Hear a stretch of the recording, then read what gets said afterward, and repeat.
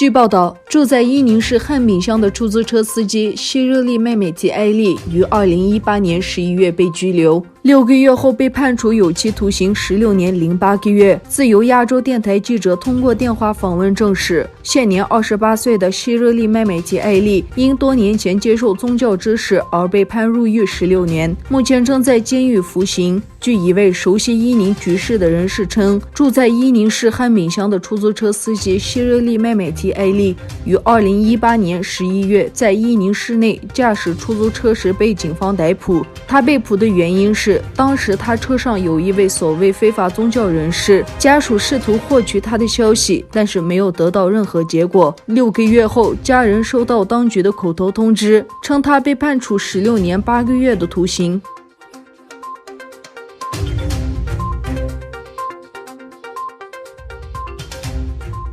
中国当局以所谓的援郑政策的名义，加大了汉人在东突厥散的迁移，同时加强对维吾尔人的打压，将大量维吾尔人士拘留在集中营和监狱。据中国媒体报道，最近有249名所谓汉族教师在哈密市的中小学就业。中共当局一方面非法任意逮捕以东突厥散大学教授为首的教师和知识分子，并将他们关押在集中营；另一方面，以1万教师援助计划的名义，将汉族人大规模迁移到东突厥散。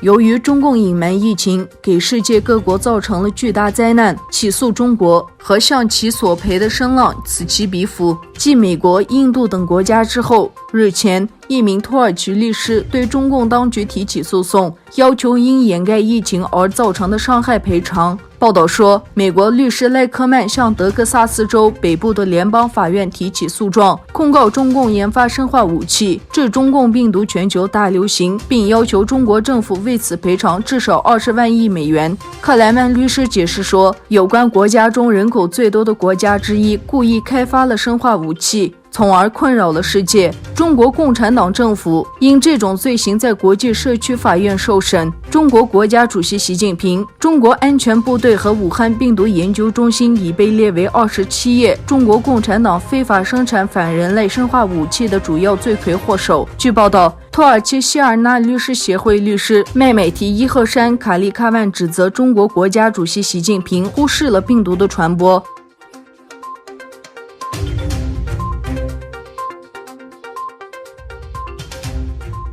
国际货币基金组织主席克里斯塔里娜·欧戈尔基耶娃表示，武汉病毒疫情预计导致全球经济出现自大萧条以来最严重的经济收缩。格欧尔基耶娃在2020年春季会议之前发表了题为《应对危机：全球经济工作重点》的演讲。他说，武汉病毒疫情给社会和经济秩序造成史无前例严重程度的破坏，并强调危机的深度和持续时间存在很大的不确定性。从现在来看，已经很明显，2020年全球增长将急剧下降，我们预计将出现自经济大萧条至今最严重的经济收缩。